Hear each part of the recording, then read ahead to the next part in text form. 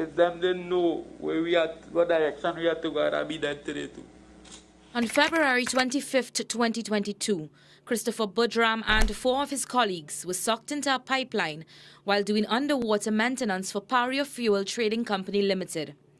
Sucked forcefully into an oil-coated 30-inch underwater pipeline at immense speed.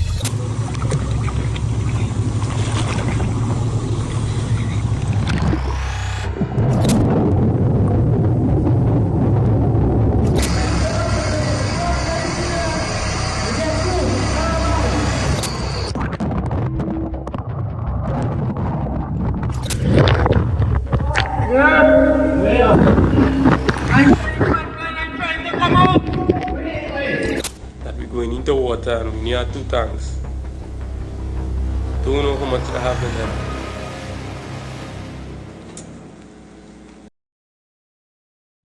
Imagine this, you are a welder and you have been tasked to go into a pipeline to do some routine maintenance task. All of a sudden, as you are inside the pipeline working, a forceful suction occurs and you are sucked further into the pipeline. Making it even worse, you are trapped together with your colleagues. Believe it or not, this is what happened on the 25th of February of 2022. But what really happened? And were they saved?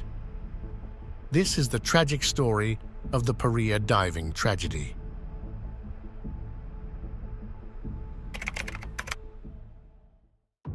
A terrible accident struck Trinidad and Tobago in February 2022. 4 underwater welders, Faisal Kurban, Kazim Ali Jr., Rishi Nagasar, and Yusuf Henry, were working on a routine repair of an oil pipeline. Sadly, things went horribly wrong. The men were pulled into the pipeline by a powerful difference in water pressure, a phenomenon known as delta P. Only one of the divers, Christopher Budram, managed to escape. For 5 long days, families clung to hope that their loved ones might be found alive. The wait was agonizing, filled with desperate prayers and the crushing fear of the unknown. Finally, the worst came true. The bodies of 3 of the 4 divers who were sucked into a 36-inch underwater crude oil pipeline off Pointe-à-Pierre last Friday have been removed to the Forensic Sciences Center. TTT News understands the bodies were taken to forensics this morning under pending identification and an autopsy to determine the cause of death. The announcement of the recovery made by Paria Fuel Trading Company in a statement on Monday evening.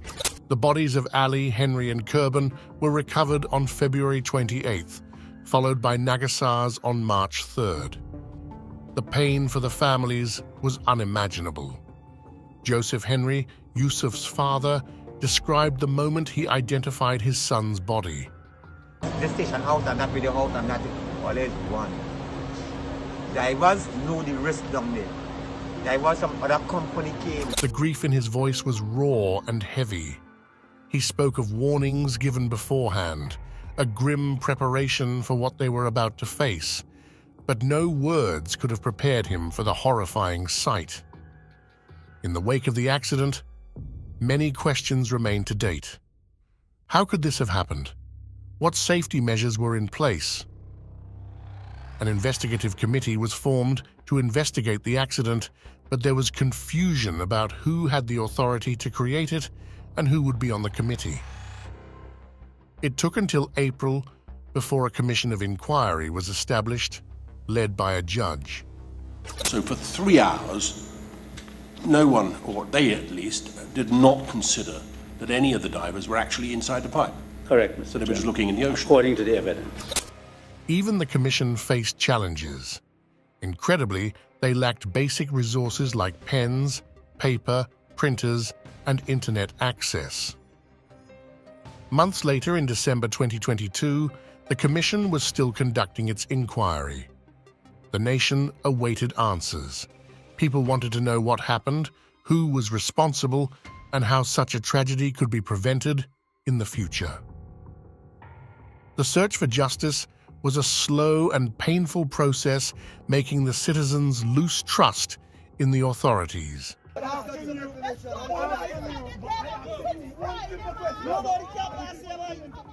This accident sparked outrage and a demand for change. Safety regulations in the oil industry needed to be reviewed and strengthened. The families deserved not only answers, but also the assurance that such a tragedy wouldn't happen again. The entire country held its breath, waiting for the Commission's findings and hoping that some measure of peace could be found for those who had lost so much. But things were only bound to get worse.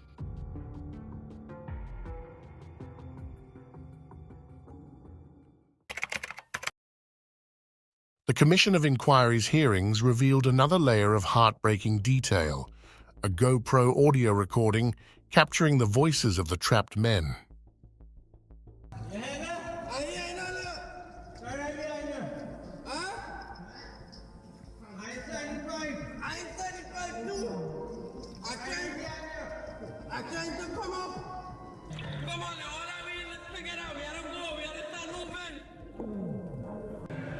Everything all right with you?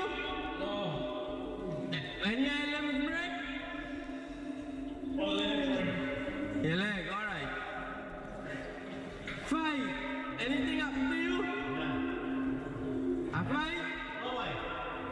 Carl, anything happen to you? Yusuf, anything happen to you? Yeah, boy. What happened? This recording, played for the public, pierced through the comfort of homes and workplaces nationwide.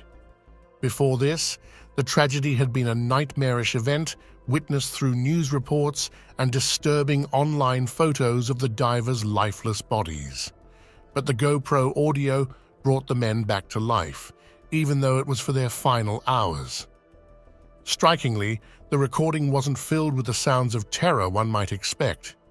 Instead, it revealed a sense of brotherhood, a flicker of optimism, and even hope in the middle of their deathly situation. The raw voices were all over the hearing room. These words, filled with an unyielding spirit in the face of unimaginable danger, painted a deep portrait of the men and the strength they found in each other. At this point, you might be asking one question: couldn't anything be done to save them?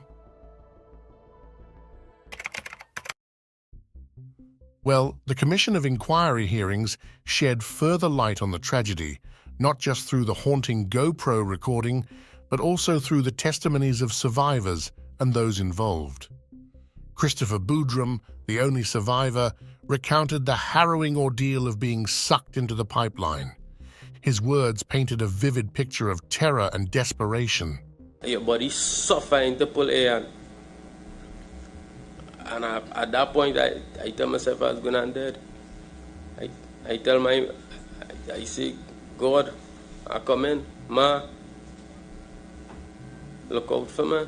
I was expecting to be dead there. And all of a sudden, I just out of the water and catch a breath.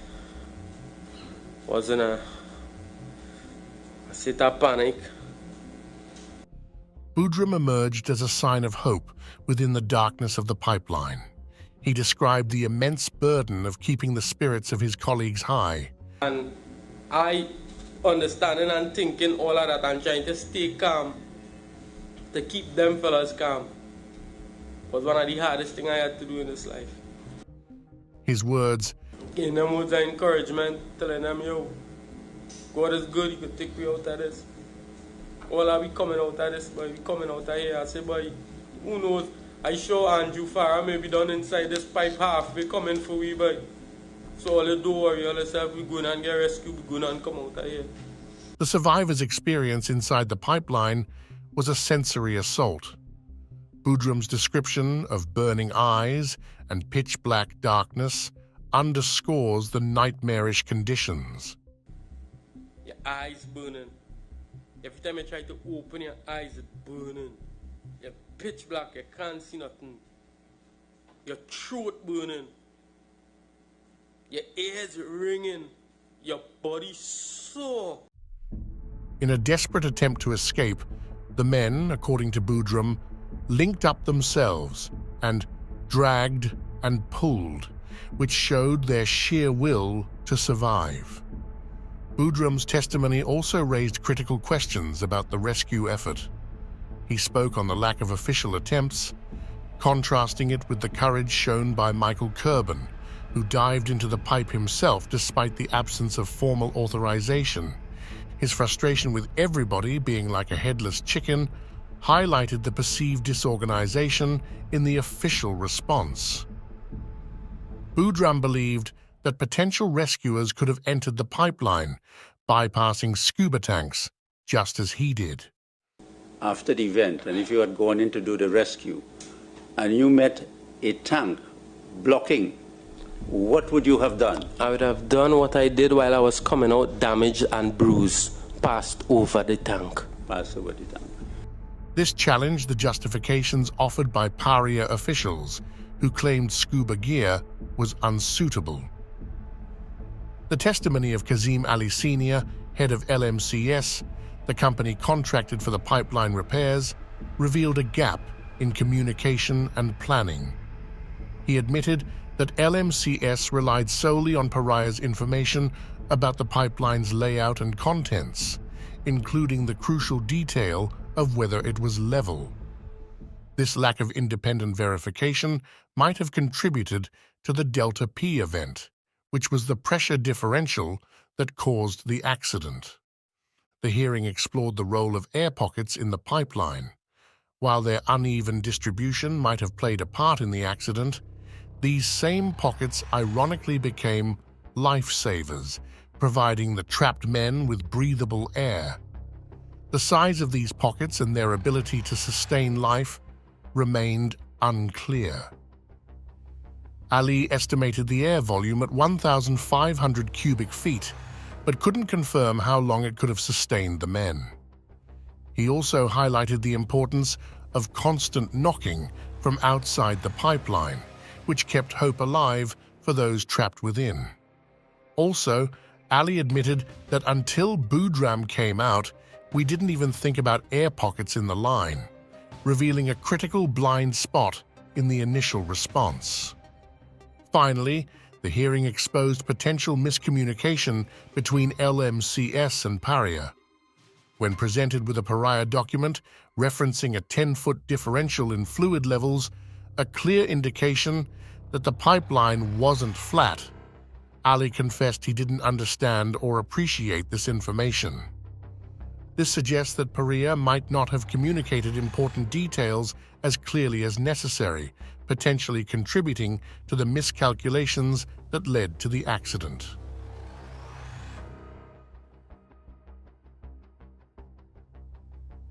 Paria's representatives at the COE faced intense scrutiny regarding their decisions in the aftermath of the pipeline accident. Michael Way, Paria's technical and maintenance manager, defended their cautious approach, prioritizing the safety of potential rescuers. Now tell us this. What is the highest priority after an accident occurs? Stabilizing the site and not putting other lives at risk. He explained their initial focus on finding out conditions in the pipeline and utilizing approved divers to avoid further casualties. Way expressed his fear of a second Delta P event if untrained personnel entered the pipeline. He emphasized the lack of crucial information needed for a proper risk assessment, including the oil volume within the pipeline and the location of the trapped men. You need to know if there were obstructions or hazards, he argued. To send someone into the line without knowing that would be reckless. However, Ramesh Maharaj, lead counsel for the commission, challenged Way's justifications. He pointed out a significant delay in questioning Boudram, the sole survivor, about the pipeline's interior despite his emergence. Way defended their prioritization of Boudram's medical care, stating, "The first thing you do is ensure his life is saved. He had bodily injuries and oil in his throat." He further argued that the darkness and oil-filled environment limited the information Boodram could provide. Way shifted responsibility to LMCS, the subcontractor entrusted with emergency rescue plans. He claimed LMCS lacked standby divers, preventing any immediate rescue attempt. Additionally, Way cited advice from diving experts who deemed sending rescuers into the pipeline as too risky. Paria's strategy extended beyond internal decision-making. Way acknowledged advising the Coast Guard to take control of the scene due to its perceived unruliness and potential for unauthorized entry attempts. He specifically requested Coast Guard assistance in preventing people from entering the pipeline. Way distanced himself from any interaction with unofficial divers and expressed uncertainty regarding Michael Kerbin's actions or any attempts to contact him. Colin Piper, Paria's terminal operations manager, further supported Way's sentiment of prioritizing safety. He defended his decision as the best and right course of action, avoiding further loss of life through unauthorized rescue efforts. Would allow them to have video, audio, as well as the air, of course, all bundled in one thing. Did it occur to you could send a diver to get that information, that same information, the conditions of the pipe, where the plug was, where the divers were? Did it occur to you? Ma'am. I didn't even use the word rescue. Did it occur to you you could send a diver tethered with surface air, with video, audio, and everything to go down into the pipe to see if he could locate the divers?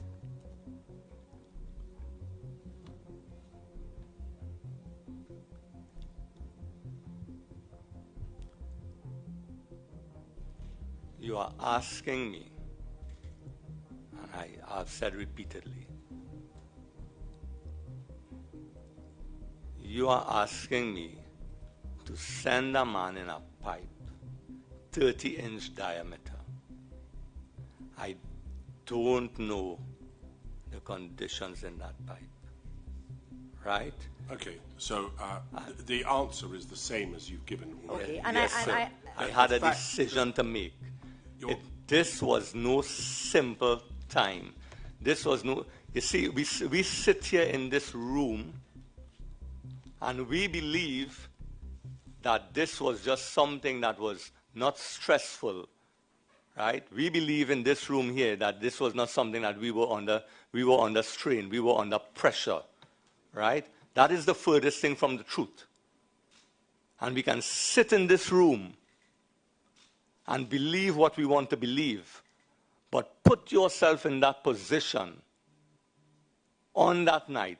Put yourself in that position on that evening when you have to make a decision to send a man into a pipeline a quarter of a mile long.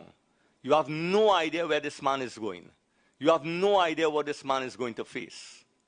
You have no idea. You are accountable for this man. You have that. Piper acknowledged Michael Kerbin's courage, but emphasized the potential recklessness of such attempts. He phrased it as a moral dilemma. Catherine Balkasoon, Paria's acting technical lead, provided emotional testimony. A seemingly innocuous giggle during questioning resulted in tears when faced with the gravity of the situation. Paria also took action to say, listen, hold up. Are you sure you want to dive in there? Because these are the risks too, huh? Someone's lives could be lost, huh? It's a balancing act, right? It might be a different balancing act if it was your father that was in the pipe or your son. I think we'll take a break then. No, that's not fair. No, is there an objection to that? Paria's attorneys then intervened. I don't think it's fair with the greatest of deference to do that to the witness. We on this side representing Paria has been respectful and sensitive to Mr. Ali and all of that. It's only fair. It's only fair Maharaj inquired about the urgency of Paria's actions, considering the 5-hour delay in utilizing cameras to examine the pipeline's interior. Balkasoon defended their approach, presenting it as a balancing act between safety and urgency. If you enjoyed this video and would like to see more like it, make sure to subscribe and turn on the post notification bell. Also, catch more videos shown in the screen. Catch you in the next one.